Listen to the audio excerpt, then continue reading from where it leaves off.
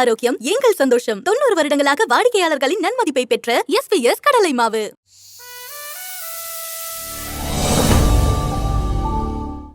ஐயா வாழ சுமந்தவழி, வாழ சுமந்தவழி, வாழ சுமந்தவழி, கழுத்து வழி ஒண்ணுமில்ல, காலு வழி ஒண்ணுமில்ல.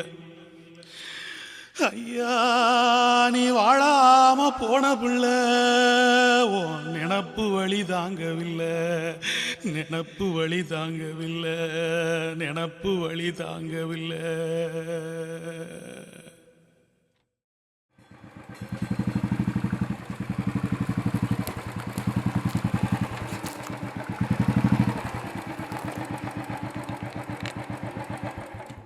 நான் அப்போ வந்து லோடுமேனாக இருந்தேன். எங்கள் வீட்டாட்கள்லாம் காய் சுமக்க போயிட்டு இருந்தாங்க. அவ்வளோ துயரத்தில் அந்த சம்பளம் முடிஞ்சு இன்னும் மக்கள் இன்னும் ஒரு சிலவங்க காய் சுமக்க முன்னாடி மாதிரி இல்லை இப்போ ஊரில். இருந்தாலும் அப்போ ஒரு நாளைக்கு 300 பேர் வேலைக்கு போவாங்க. அந்த காய் சுமக்கிறதே 300 பேர் போவாங்க. 10 வியாபாரி வருவான், 10 வியாபாரி வருவான். 300 பேர், ஒரு வியாபாரிக்கு 50 பேர் 30 பேர் அப்படின்னு ஒவ்வொரு ஒவ்வொரு ஒவ்வொரு வியாபாரியை பார்த்து போவாங்க, பெரிய பெரிய வியாபாரி. ஆமாம், அதில் ஒரு சம்பவம் தான் அந்த சம்பவம் நடந்துச்சு.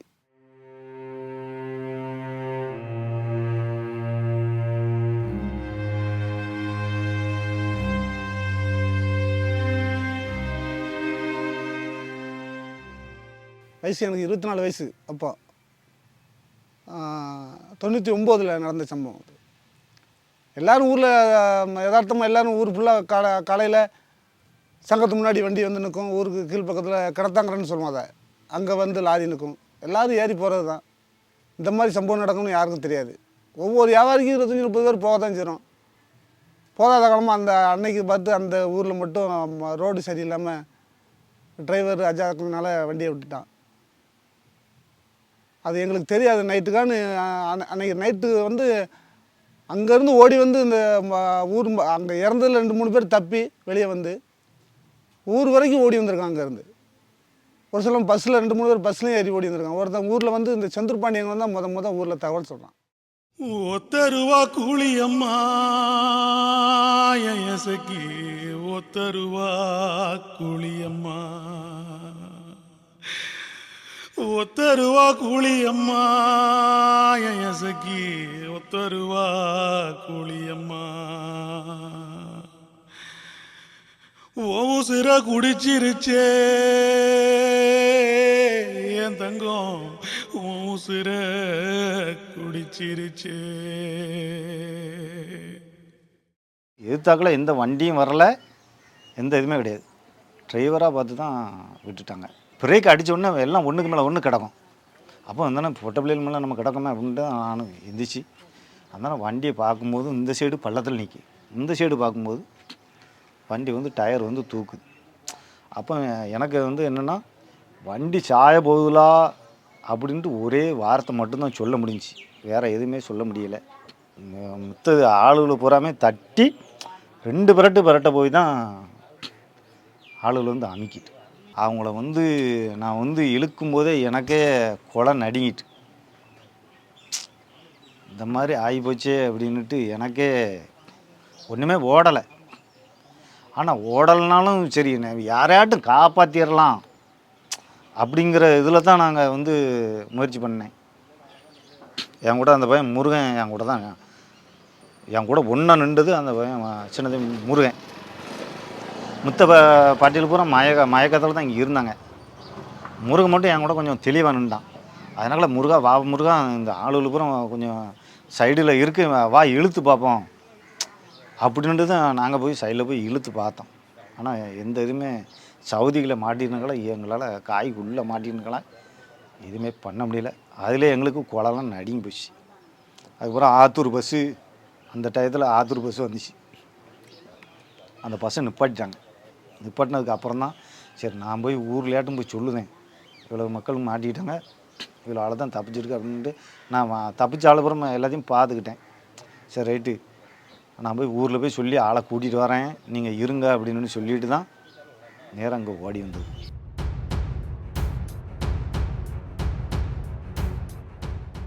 வீட்டில் ஒரு 7 மணி, சுமார் 7 மணி இருக்கும். நாங்கள் பேசிகிட்டு இருக்கிறோம். பார்த்தா எங்கள் ஊர் பெரிய ஊர், நிறைய தெரு அங்கங்கே ஆட்கள் சந்தாக ஓடுறது. என்ன ஆட்கள் அங்கங்கே ஓடி போய் கேட்டால் நம்ம ஊர் இந்த வியாபாரிக்கு சமைக்க போனவங்க பேட்மானங்கிற ஊரில் அந்த லாரி சாஞ்சி நம்ம ஊரில் ஒரு 19 இறந்துட்டாங்களான்ட்டு சொல்லிக்கிட்டே ஓடுறாங்க.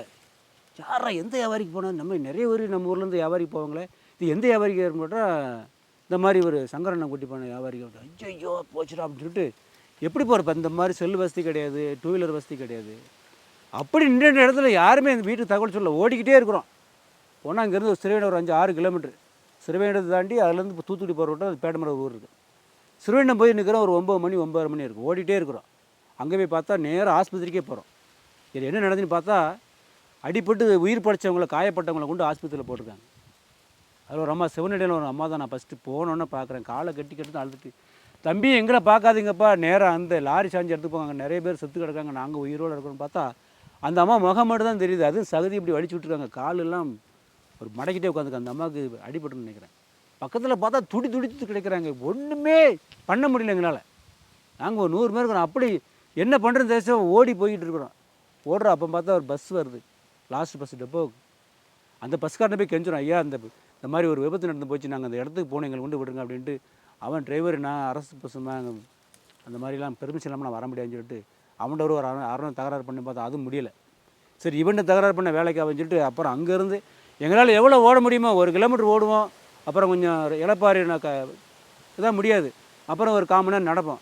அப்புறம் ஓடி போனால் நாங்கள் பொதுக்குள்ளே அங்கே பக்கத்தில் கிராமங்கள்லாம் கேள்விப்பட்டு நிறைய பேர் நிற்கிறாங்க. போய் ஸ்பாட்டில் பார்த்தா என்ன பண்ணுதுன்னு தெரியல. எப்படி தான் அந்த துயர சம்பவம் நடந்துன்னு பார்த்தா தெரியல.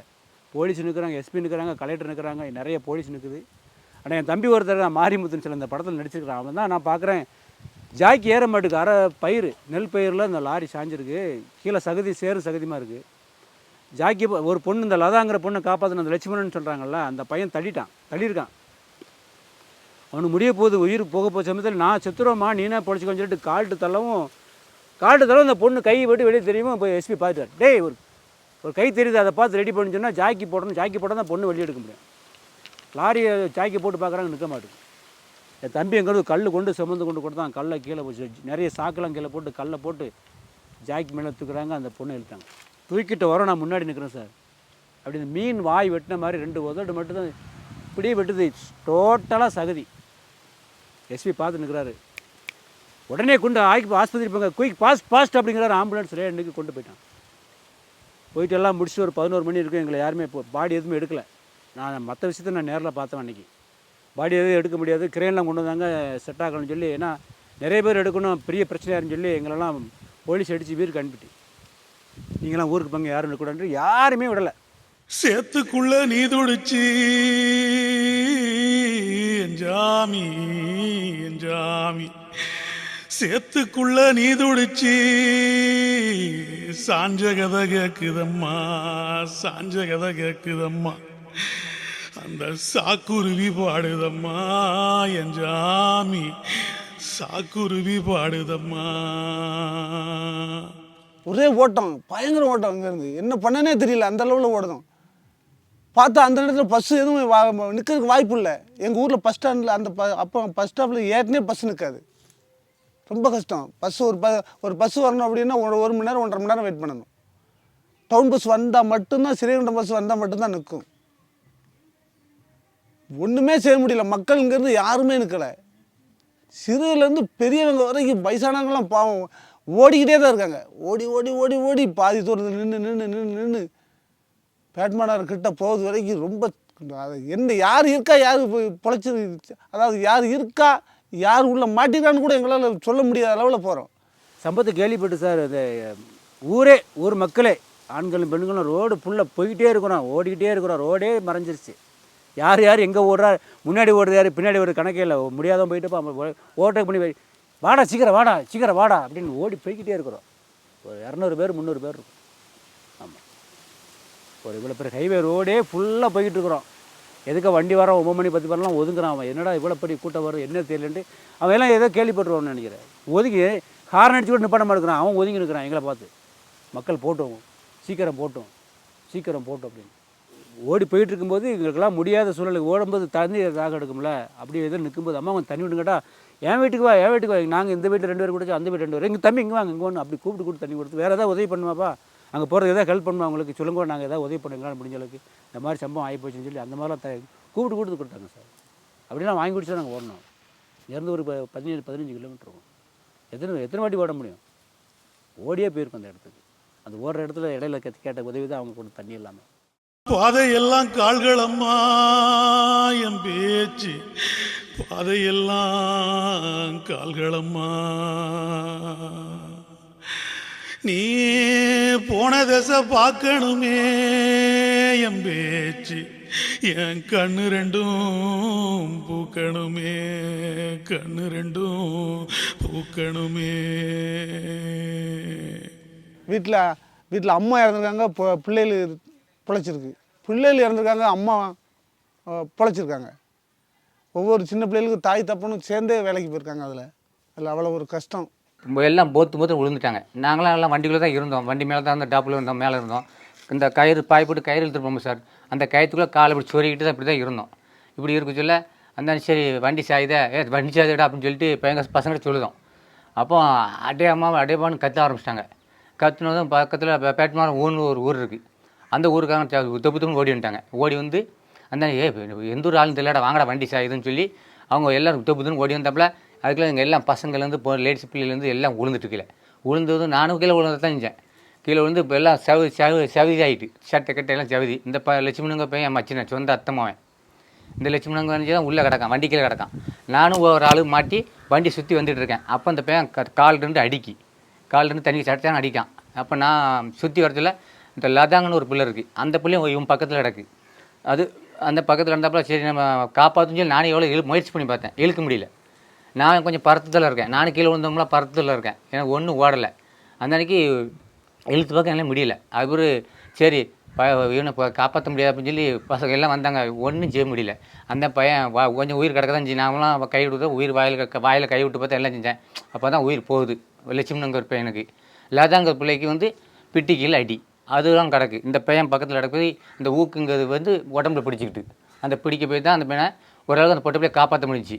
அந்த பொண்ணுகிட்ட இப்போ ஆஸ்பத்திரியில் இருக்கும்போது ரிப்போர்ட் கேட்கும்போது எப்படிமா நீ பொழைச்சா, அவ்வளோ பேர் இறந்துருக்காங்க, நீ அந்த சூழ்நிலை எப்படி உயிர் பொழைச்சுன்னு கேட்டால் இந்த லட்சுமிங்கிற பையன் தான் எனக்கு வந்து அதான் நான் செத்து போயிடுவேன், என் உயிர் போகுது, நீயாவது பொழைச்சிக்கலான்னு சொல்லிட்டு அவன் கால்ட்டு என்னை தள்ளலாம். அவன் தள்ள போய் தான் என் காய் வெறிய தெரியும். அதை பார்த்து என்னை வெளியே எடுத்தாங்க. அப்படின்னு அந்த பேட்டி கொடுக்க போய் தான் வீரதீர விருது கொடுத்து அவனுக்கு விருது கொடுத்தாங்க. முதலமைச்சராக இருக்கும்போது அவங்க அப்பா வாங்கிட்டு வந்தார். காலு வலி கழுத்து வலி யாரும் காணாத மேலு வலி தாங்களியோ ஏங்குருவி தப்பி பிறந்துட்டியே தப்பி பிறந்துட்டியே. படிச்சுக்கிட்டு இருந்தான். படித்து வந்தான் லீவு, ஒரு மாதம் லீவு. சும்மா தானமாக இருக்க முடியுது. சும்மா தானே இருக்க மாட்டான். ஒரு நாளைக்கு வீட்டிலேருந்து என்ன வேலைக்கும் ஓடிடுவான். காய்ச்சல் போவான், கொத்த நாள் என்ன வேலைக்குனாலும் ஓடிடுவான். இருக்க மாட்டான். 10 ரூபாய்க்கு செலவுக்காமல் அப்படின்னு ஓடிடுவான். 1,000 நம்ம காய்ச்சலுக்கு வயசு 28 வயசு. நாளைக்கு பிறக்கணும் 18 வயசு. நாளைக்கு 1ஆம் தேதி 19 பிறக்கணும் இறந்துட்டான். இன்றைக்கி நைட்டு 19 வயசு 18 வயசு முடியுது 30. நாளைக்கு 1ஆம் தேதி 19 வயசு பிறகு இறந்துட்டான். சோறு பொங்க சொன்னான். சோறு பொங்கி குழம்பு வச்சு கொடுத்தேன். கொடுத்துட்டு கூட ஒரு பையனை கூட்டி வந்துட்டான், நாட்டார் குளத்து பையனை. அந்த பையனையும் சோறு வைட்டான். 2 தூக்கி சட்டியும் சோத்தை வச்சு கொடுத்து அப்பா பத்திரமா செய்வாப்பா, படிச்சுக்கிட்டு இருந்தான், பத்திரமா செய்ப்பா அப்படின்னு. ஆட்டுமா அப்படின்னு 5 ரூபா கேட்டான். 5 ரூபா கொடுத்தா 2 ரூபா தான் சொல்லிட்டு 3 ரூபாய்க்கு ஒன்று கையில் தரும். ரொம்ப கஷ்டப்பட்டு சொல்ல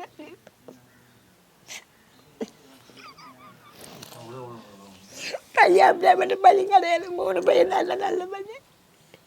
இப்போ இருக்கும் போன பொண்ணுக்காக பையன் அவன் என்ன பார்க்கணும். சட்டி 2 சேர்ந்து பையனுக்குள்ளே இறக்கணும். கண்ணால் பார்க்கலாம். பார்க்க முடியாமல் கூட்டிகிட்டு போயிட்டு ஆஸ்பத்திரி. அவர் அப்போ அப்பா ஏக்கத்தையே மகன் ஏக்கத்திலே செத்துட்டார். இப்போ 24 வருஷம் ஆச்சு. பையன் சேர்த்து 25 வருஷம் தந்துருக்கு. அப்பா சேர்த்து 24 வருஷம் ஆச்சு. அந்த ஏக்கத்தையே அப்பா சேர்த்துட்டு கிடந்து பெரும் கஷ்டம். அவன் செத்தனால இருந்து எனக்கு ஒரே கஷ்டம் தான். அவன் பிள்ளைகள் நினைப்பு 5 பேர் இருக்கு. அவன் 3 ஆம்பளை 2 பொம்பளையும் இருக்குது. அந்த நினைப்பே வரமாட்டேங்க. அவன் நினைப்பு தான் இருக்கு. அவ்வளோ பாசக்காரன். அவனோட கபடி பிளேயர் நல்ல ஒழுக்கமான பையன். கபடி பிளேயர்னால் ஆள் கட்டையாக இருப்பான், நல்ல உடம்பு அமைப்பு. யார்ட்டையுமே யதார்த்தமாக இப்போ சண்டைக்கு எதுவும் போக மாட்டான், அவன் உண்டு வேலை உண்டுன்னு இருப்பான். வாழைக்காய் சமைக்கிறதுல அவன் வயசில் அவனை மாதிரி யாரும் சமைக்க முடியாது. லட்சுமணன் பேர். ஒரு 6 தாறு கட்டி விட்டால் கூட அப்படியே வந்துக்கிட்டு இருப்பான். அவன் கழுத்தை நாங்கள் அங்கே வந்த லாரி பக்கத்தில் வந்து பார்த்தோன்னா அந்த வெயிட் ஏற ஏற பக்கத்தில் வரவும் இந்த நரம்புகள்லாம் அப்படி எல்லாம் யார் சம்மந்தாலும் அப்படி தான். ஒரு கிலோமீட்டருக்கு கொண்டு வருவோம், பக்கம் வரும் வெயிட் வர அதிகமாகும்ல, அவன் கழுத்தை பார்த்தீங்கன்னா அப்படி இருக்கும். அப்பவும் சிரிச்சிட்டு வருவான். அப்பவும் அந்த வெயிட்டு தாங்கிட மாட்டான். எப்படி போகுது, கல்லாக இருக்குல்ல நம்ம சம அப்படிம்பா, கல்லாக இருக்குல்ல நம்ம சம அப்படின்னு கெத்தாக சிரிச்சிட்டு வருவான். ரொம்ப பிடிக்கும் அவனை. ஆனால் அவங்ககிட்ட இப்படி ஒரு இந்த மனப்பான்மை இருக்குன்னு இப்போ யாராக இருந்தாலுமே அவங்க உயிர் போகும்போது அதை காப்பாற்றிக்கணும்னு தான் நினைப்பாங்க. அவங்ககிட்ட இந்த மாதிரி ஒரு இயல்பான குணத்துக்கிறதுனால தான் அதான் தமிழக அரசு அவனுக்கு ஒரு விருது கொடுத்துருக்கு. ஏன்னா ஒரு கிராமத்தில் உள்ள பையன், சாதாரண ஒரு விவசாய வேலை பார்க்குற பையனுக்கு அடுத்த உயிர், நம்ம உயிர் போனாலும் பரவாயில்ல, தன் உயிர் போனாலும் பிறர் உயிரை காப்பாற்றுங்கிற எண்ணத்தில் வந்து அந்த பொண்ணு பேட்டி கொடுத்தல சார், அதனால தான் அந்த அவார்டு அந்த பொண்ணுக்கு, அந்த பையனுக்கு. 2 இடத்துக்காவது ஒரு பேர் மிதித்து உதச்சிட்டான். இவனுக்கு கொக்கி வந்து மாட்டினோடனே இழுக்க முடியல, நீ இழுக்காதங்க நீ செத்துருவேன், ஐயலுக்கு திருங்கன்னு சொல்லிட்டு 3 பேர்த்தையும் உதஞ்சி தள்ளிட்டான் காலிட்டு. அது 3 பழச்சிக்கிட்டு ஒரு பையனை உதஞ்சே தள்ளிட்டான். 2 பிள்ளைகள் உசிரோடு இழுத்துட்டுவான். இவன் கொக்கி மாட்டினோன்னு என்னை இழுக்காதங்க நான் பிஞ்சிருவேன், செத்துருவேன், வேண்டான்னு செய்ய உசிர் போயிட்டு அப்படின்னு சொல்லிட்டான். எப்படி இருக்க முடியும், வாதிக்கிறது தான் வந்து எல்லாம் தூக்கணும் போது இவனை கடைசியில் வந்துட்டு இருந்தான். என்கிட்ட சாவலைன்ட்டானுவா. அங்கே போகிறாங்க, பையன் வரல. பிறகு 2வது வண்டியில் தான் கொண்டுட்டு வராவ, செத்துட்டான். அப்படின்ட்டு உடனே எங்கள் ஆஸ்பத்திரிக்கு வைக்கிறதுக்கே கொண்டு போயிட்டாவோ. நான் பார்த்ததே கிடையாது பையனை. கொண்டு இறக்கச்சில் தான் பார்த்து முட்டும்போது ஒரு மயக்கம் மாதிரி வந்துட்டு படக்கம்னு தெரியாது. எல்லா மீடியாக்கள் எல்லாம் பயங்கரமான ரோடு பிளாக் பண்ணி ரோடை மாற்றி விட்டுட்டாங்க. தூத்துக்குடி ரோட்டில் போயிட்டுருக்கு வண்டி எல்லாமே. இவன் என்ன பண்ணிட்டான், ஒரு லாரிக்காரன், கேரளா லாரிக்காரன் தூத்துக்குடி போகிற ரோட்டுக்கு பொழுது நம்ம ரோட்டு வந்துட்டான். அவன் தான் நமக்கு அன்னைக்கு கிடைச்ச ஒரு ப்ளஸ் பாயிண்ட்டு. அவன் தூத்துக்குடி பிஎம்சிக்கு மேல் பக்கம் 2 ரோடு பிரியும்ல, தூத்துக்குடி போகிறத போது கிருஷ்ணகிரி ரோட்டில் வந்துட்டான். இங்கே எப்படிடா கொண்டு வரதுக்குன்னு யோசனை பண்ணிட்டு இருக்கிறாங்க. அவன் தெரியாமல் கூடல வந்து உள்ள நுழைச்சிட்டான். அப்புறம் அந்த எஸ்ஐ போய் மறித்து எங்கே போகணுன்னு கேட்டாப்புல, நான் தூத்துக்குடி போகணும் அப்படின்ட்டு. நிப்பாட்டு, அங்கே ஒரு வண்டி எடுத்துகிட்டு வா, நான் அவங்க கூட வரேன், ஒரு பாடி எடுத்துகிட்டு பாடி எடுத்து சம்மதிக்க மாட்டேங்க சார், நான் லாரிலாம் பாடி எடுத்து ஏய் விட்றா அப்படின்னு சொல்லிட்டு நான்லாம் என்னை ஓட்டி பழக்கம்ல, நீ உட்காரு அப்படின்ட்டு அவனை டிரைவரை உட்கார வச்சுட்டு அந்த எஸ்ஐ வந்து லாரி எடுத்துகிட்டு போனாப்புல. அப்போ ராமகிருஷ்ணன் நல்லா ஞாபகம் இருக்குது. எஸ்ஐவை வண்டி எடுத்துகிட்டு போய் அந்த லாரியில் தான் பாடி எடுத்துட்டு வந்தாங்க. அப்புறம் அவர் அந்த அண்ணன் படித்த காலேஜிலேருந்து ஒரு பசங்க ஒரு 200-300 பேர் வந்துட்டாங்க. இந்த இதெல்லாம் சேஃப்டியாக போட்டு செயின் மாதிரிலாம் போட்டு, இங்கே அதுக்குள்ளே பெரிய பெரிய ஆசீர்வாதிகள், நம்ம இப்போ சொந்த பந்தம் லோக்கலில் உள்ளாங்க, மாவட்டமே கூட்டிகிட்டு சார், சொல்ல முடியாத கூட்டம். சண்டி விகாரங்கள்லாம் ஒரு மரத்து மேலேருந்து எடுத்தாங்க, நின்று எடுக்க முடியல அவங்களால. அவ்வளோ ரோடு ஸ்தம்பிச்சு, பயங்கரமான கூட்டம். அந்த லாரியில் அந்த எஸ்ஐ கொண்டு வந்து தான் அப்படியே நம்ம ஊரில் 15 பாடி 4 பேர் நாட்டார கொடுத்துருவாங்க. அடக்கம் பண்ணுற இடத்துல யார் எந்த இடத்துல ஒரு அக்கா தங்கச்சி இருந்தால் ஒன்று போல பக்கத்தில் அடக்கம் பண்ணுவாங்க. இங்கே மேக்ஸிமம் சொந்தக்காரங்க எல்லாம் ஒன்று. அதில் யார் எந்த பக்கம் இருக்காங்கன்னு கண்டுபிடிக்க முடியல. இருக்கவங்கெல்லாம் அங்கங்கே வச்சு இப்போ அந்த இடத்துல அந்த குழி பக்கத்தில் ஒரு பாடி இருக்குது அப்படின்னா அதை வச்ச மாதிரியே வச்சுட்டாங்க. அப்படியே சொந்தக்காரங்கள்லாம் இது யாருன்னு கூட கண்டுபிடிக்க முடியல. அந்த சைடு அம்மா வச்சுருக்காங்க, இந்த சைடு அக்கா 4வது குழியில் இருக்காங்க. யாரை பார்த்து அழன்னு கூட கண்டுபிடிக்காது, தேடுறாங்க. அந்த ஒவ்வொரு பெட்டியில் இருக்கிறவங்கள எங்கெங்கே யார் இருக்கா, என் புள்ள எங்கே இருக்குங்க, எங்கள் அம்மா எங்கே இருக்காங்க, அந்த அளவில் 4 பெட்டி கீழே நட்டார் குளம் போயிட்டு 15 பெட்டி தான் புளியங்குளம். அந்த 15 பெட்டியில் ஒன்று போல் இறக்கி வைக்க அவங்க குழியை போட்டு அப்படி லைனாக இறக்கி வச்சுட்டாங்க. எந்த குழியில் யார் இருக்கான்னு கூட தெரியல. எந்த குழிக்குள்ளே யார் இறக்க போகிறாங்க அந்த குழியிலன்னு கூட பார்க்க முடியல. ஒவ்வொரு அம்மாவை பார்த்து அழுகுதா, பிள்ளைய பார்த்து அழுகுதா, ஒரு வீட்டில் எல்லோரும் அழுதாங்க. ஊரே வந்து அழுகுது. யாரை பிடிக்க யாரை பார்க்கணும்னு தெரியல. புதைச்சதுக்கப்புறம் தான் இதில் இன்னார் போச்சிருக்காங்கன்னு நிறைய பேருக்கு தெரியும். அது அந்த சம்பவத்திலேருந்து 2வது ஆச்சரியம் அந்த வேலையை கொஞ்சம் மாற்றிக்கிட்டாங்க. கஷ்டமான வேலையாகவும் இருக்குது. அது போனால் மறுபடியும் ஞாபகத்துக்கு வந்துகிட்டே இருக்கும். நமக்கு அப்படி ஆயிருமோங்கிற எண்ணம் ஓடிட்டே இருக்கும். ஒவ்வொரு கொலையை சுமக்கும் போதும் நீ சமுதிர வீட்டு தானே போகணும், அவங்களும் சமுதிரம் வந்திருக்காங்க, நம்மளும் சமுதிர வீட்டு தான் போகணும், எப்படி போகிறோமோ, நம்ம நேரம் எப்படியோ, நம்ம கூட வந்துருக்க நேரம் எப்படியோ, ஏதாவது ஒன்று ஆகிட்டோம்னு சொல்லி அந்த வேலையை கொஞ்சம் மாற்றிக்கிட்டாங்க. நான் போகிறாங்க வேலைக்கு போகிறாங்க, வேலையை மாற்றி போயிட்டுருக்காங்க. கிட்டத்தட்ட 2 வருஷமாக எங்கள் ஊரில் எந்த ஒரு சுப நிகழ்ச்சியும் நடந்ததே இல்லை இந்த சம்பவத்தை முன்னிட்டு. அவ்வளோ ஒரு ஊர் மக்கள் மனசில் அவ்வளோ ஒரு பாதிப்பை ஏற்படுத்தி எந்த நிகழ்ச்சியுமே சுப நிகழ்ச்சி நடக்கவே இல்லை. அந்த அளவுக்கு எந்த வீட்டை பார்த்தாலும் சரி ஒரு சந்தோஷமான செய்தி, ஒரு ரேடியோவில் பாட்டு போடுறது, அது என்ன பண்ணு கலகலப்பே இல்லை. பார்த்தீங்கன்னா அதோட அப்படி சரி. ஒருத்தருக்கு பார்த்தா கூட அமைதியாக பேசும்போது நடக்கியா, வேலை நடந்துச்சா, அழகை வெட்டியாச்சா, வயலுக்கு போயாச்சா, வேலை அவ்வளோதான். எங்கே யாரை பார்த்தாலும் ஊர் மக்கள் ஃபுல்லாகவே முக்கு எங்கே பார்த்தாலும் இந்த மாதிரி பேச்சு தான். கொஞ்சம் கூட இந்த சவுண்டில் பேசுறது கூட மனசுக்கு மக்களுக்கு வரல. ஆளை வெட்டும்போது நீர் பொங்கும், அதிலிருந்து அந்த தண்ணியை கடைசி 5 நிமிஷம் காய்ச்சல இயக்குனர் இங்கே பொங்குற தண்ணியை மக்கள் கண்களிலிருந்து பொங்குற அளவுக்கு அந்த காட்சி இடம் பிடிச்சி வச்சுருக்காரு. ரொம்ப அருமையாக அந்த படம் அமைச்சிருக்கு. எல்லோரும் பார்ப்பாங்க, அதில் என்ன வருஷம் வருஷம் இதில் வச்சு பூஜை பண்ணுறானுங்க அப்படின்ட்டு. அதாவது அவங்க இறந்துட்டாங்க, ஆனால் இன்னும் வரைக்கும் எங்கள் கண்ணீர் எங்கள் கவலை எல்லாம் அவங்க அதாவது அந்த அந்த இடத்துக்கு போனோன்னு ஒரு அவங்கள நினச்சி ஒரு கடவுளை கும்பிட்ற மாதிரி ஒரு இது எங்களுக்கு. ஆமாம், இன்னை வரையாச்சு நாங்கள் போக்குவரத்துக்கு வீட்டை விட்டு வெளியே போனாலும் ரோட்டுக்கு போனாலே அவங்க அவங்க ஞாபகம், ரோட்டுக்கு போயிட்டாலே அவங்க தான்.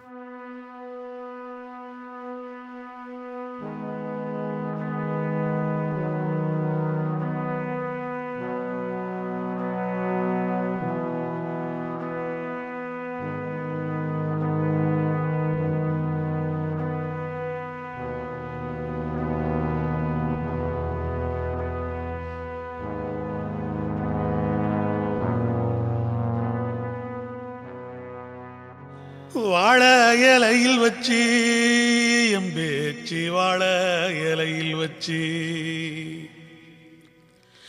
எங்க வாழ்க்கைய தின்னதென்ன, எங்க வாழ்க்கைய தின்னதென்ன, எங்க வாழ்க்கைய தின்னதென்ன.